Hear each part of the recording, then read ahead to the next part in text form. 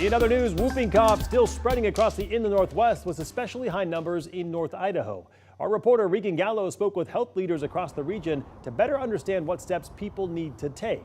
Regan?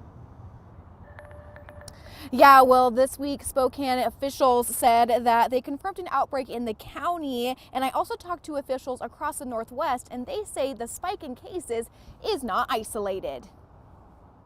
The Spokane Regional Health District reports 133 confirmed cases. Even with good immunization rates, immunity does wane over time. But they say getting booster shots is important because they expect whooping cough to stick around the inland Northwest. Not, weeks or a couple of months, but probably, for 6 to 9 months. It takes a while for us to move out of these large community outbreaks. The Panhandle Health District in Idaho says there are 278 confirmed cases, which is a drastic difference from the 26 cases combined from 2020 to 2023. You're looking at up to months of a severe cough. Health officials say even though the elderly and small children are most susceptible, anyone can catch whooping cough. They say the increase in cases for 2024 is due to multiple factors. Things that have changed post-COVID in terms of we just have seen major changes in a lot of things like strep throat and things like that, and how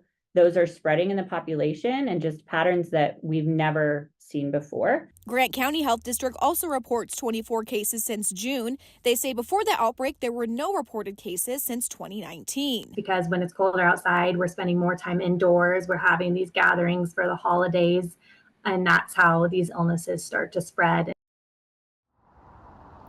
Well, with the increased holiday travel that is coming up, health officials say that they want people to be as proactive as possible. If a cough lasts longer than 2 weeks, they recommend to get checked by your doctor. In Spokane, Regan Gallo, KREM 2 News.